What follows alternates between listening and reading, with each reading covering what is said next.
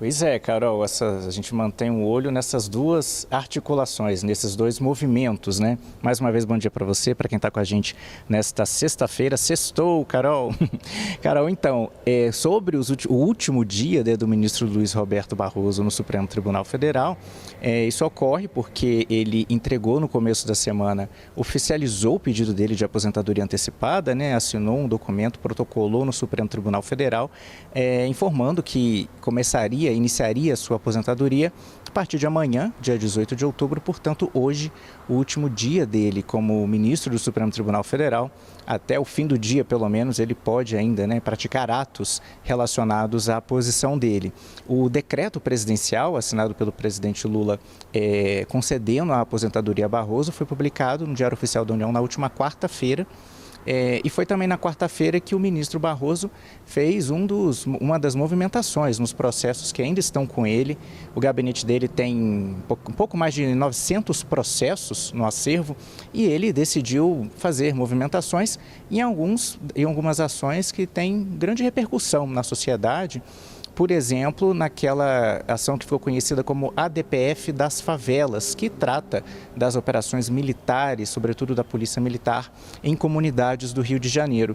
Dentro dessa ação, na quarta-feira, o ministro Barroso pediu explicações ao Estado do Rio de Janeiro, ao governo do Estado do Rio de Janeiro, sobre a chamada gratificação faroeste, um bônus que foi aprovado pela Assembleia Legislativa do Estado do Rio, a Alerj, no mês passado e que prevê concessão, né, desse acréscimo no salário para policiais civis que, entre aspas, neutralizem criminosos em operações. Essa gratificação vem sendo questionada, né, por várias instâncias de governo, como a Defensoria Pública da União, o Ministério Público, e o ministro Barroso pediu explicações, então, sobre ela. Também uma outra ação em que o Supremo determinou que o Congresso Nacional precisa legislar, criar regras para a licença paternidade.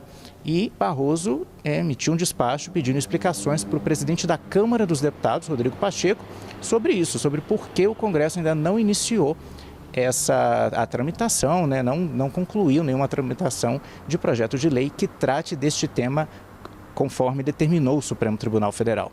Também é esperada, né, até foi uma fala do próprio ministro ao anunciar a aposentadoria antecipada na quinta-feira da semana passada, alguma posição dele com relação a uma ação que corre no Supremo sobre a descriminalização do aborto.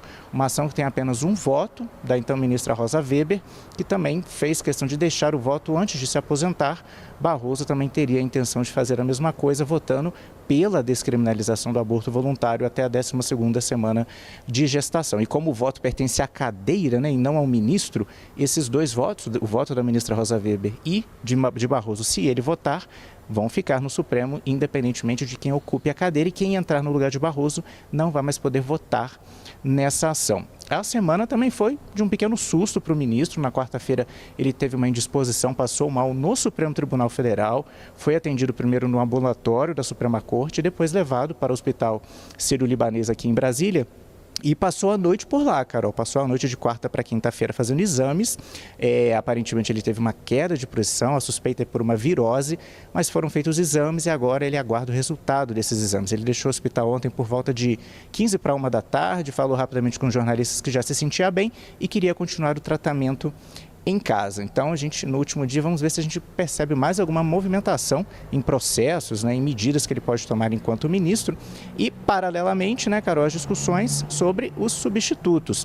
Falando dos dois principais deles, o advogado Jorge Messias, né, o advogado-geral da União, Jorge Messias, ontem esteve aqui no Palácio do Planalto, participou de um encontro do presidente Lula com pastores evangélicos, não conversou com jornalistas depois disso, mas lembrando que o que se fala nos bastidores, né, Carol, é que a indicação de Messias para o Supremo poderia ser uma tentativa do presidente Lula de se aproximar do campo evangélico.